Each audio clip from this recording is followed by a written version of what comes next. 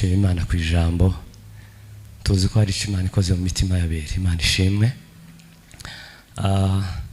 Nja kuza hano nasenze Imana ndayibwira ngo se Mana uyu mugoroba duteganyirije iki niki ntanga gushika nkaririmba biriwe baririmba niki ni ngoriki. Imana ishira ku mutima ibintu bigera nko muri bitatu. Ngiye kwanza gusoma ijambo rito nimara ndatanga ubuhamya nk'umunota umwe cyangwa ibiri nimara ndirimbe nibyo nushari kw'Imana bansenga yambwirije kugira ngo mvuke. Turasoma Yobu ibice 8 murongo wa 7 haravuga ngo nubwo itangira ryawe ryari rito ariko amaherezo yawe wakunguka cyane. Amen. Haleluya, haleluya, haleluya, haleluya. Yesu Kristo niwe mukiza wakoze bikomeye by'ikirenga iby'ikirenga. Haleluya, haleluya. Yesu Kristo niwe mukiza wakoze bikomeye by'ikirenga iby'ikirenga. Haleluya, haleluya.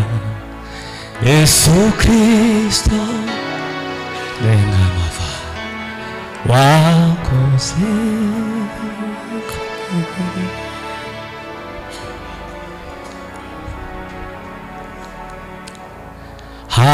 Haleluya, haleluya.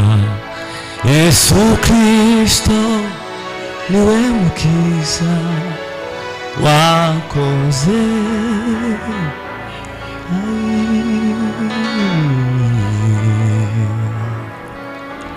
Tuzamure Imana amaboko ndamukiriza mugenzi wangu Yesu akugirire neza muri uyu mugoroba.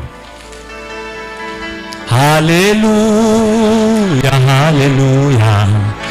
Yesu Kristo niwe mukiza wakoze bikomeye by'ikirenga iby'ikirenga.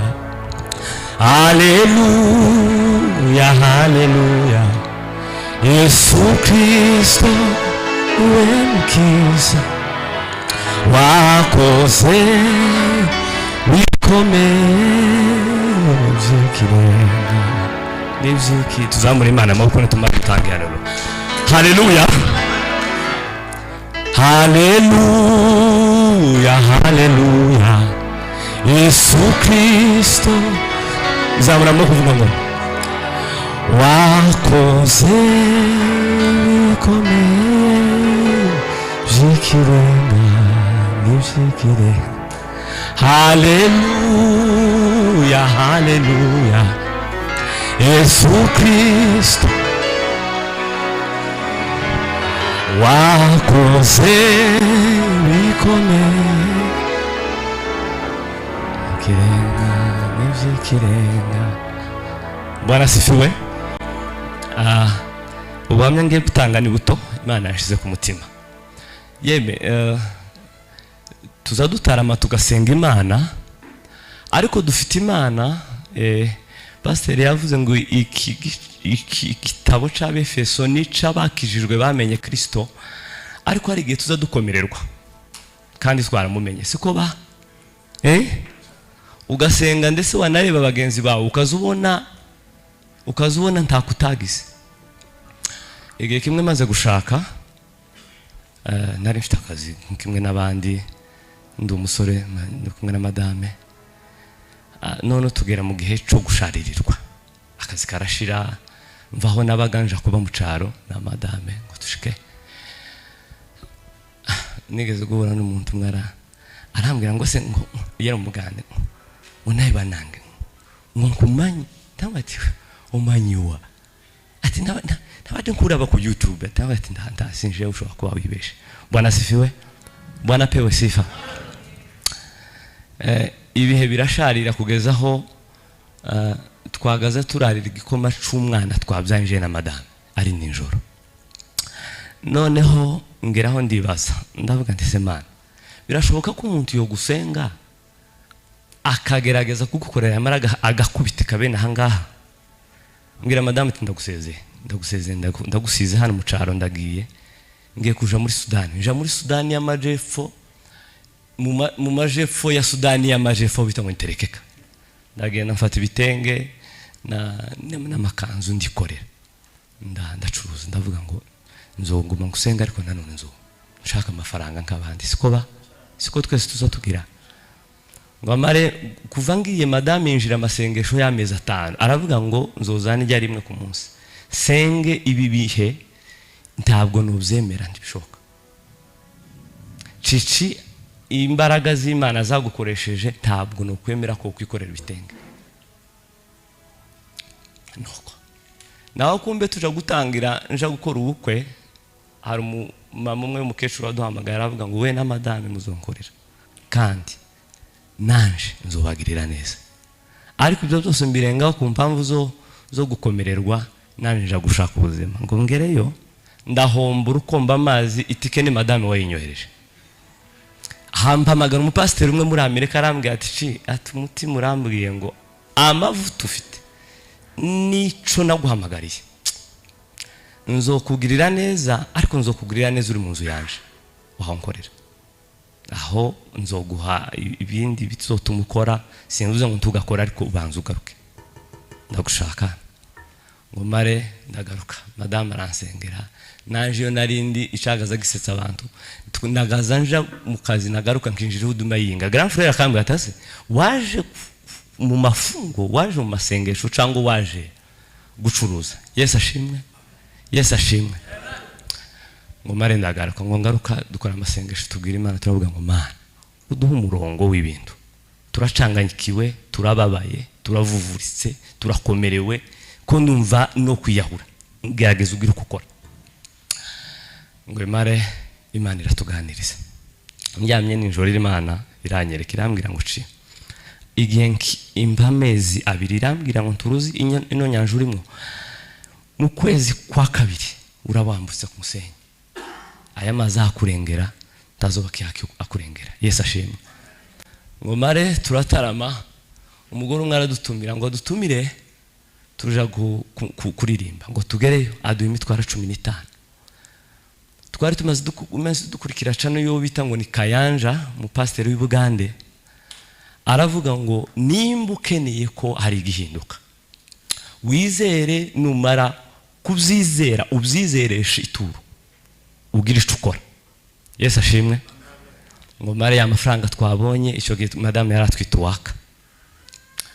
Madame atwite twama dufata ya mafaranga yose dukuramo itike, twama tuyafata, turagenda turayatanga mu materaniro, turavuga ngo Mana dushize iherezo ryo kubabara, dushize iherezo ryo kubabara, utubabarire ubu butayu bumare. Ngo mare ngo dutahe, turaburara umugore utwite. Ngo buce hampamagara umuntu w'umuministre w'Ibuganda, arampamagara ngo bite cici mu izina yabo, n'umunyankore ariko azi Kinyarwanda.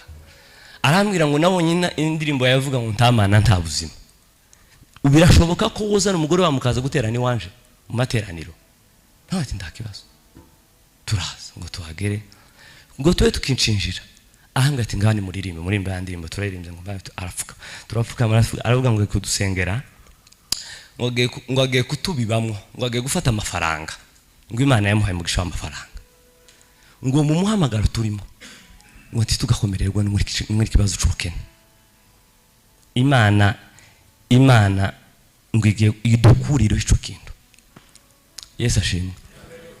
Muzi ko hari igihe umuntu azakizwa agakomererwa n'ubugumba,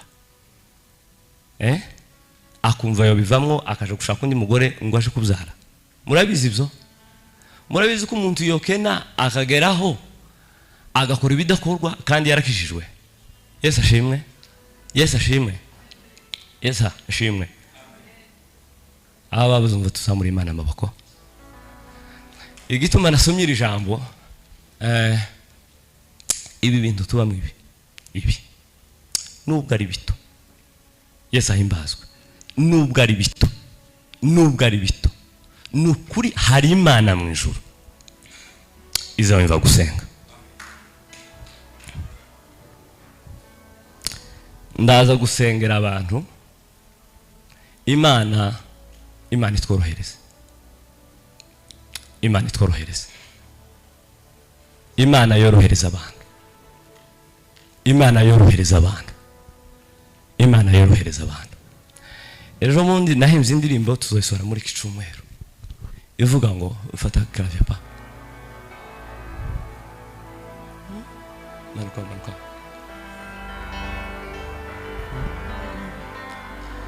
isohoza amasezerano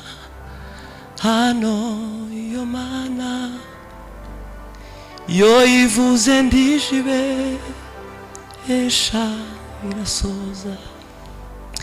Imana ivuze tawayivuguruza, kuko ijambo ryayo ihoriri hanze amaso.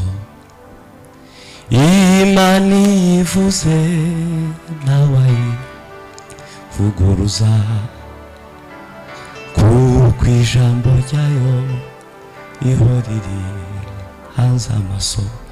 Nimba hari icyo Imana yavuze, nimba hari icyo Imana yavuze, nukuri no kubikora izokikora. Fatira ikiganza mugenzi wawe. Nukuri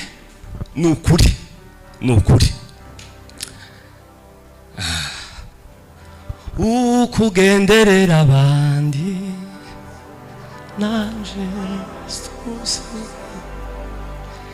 Yesu nukuri kisa umvuko banya kimasa ukugenderera bandi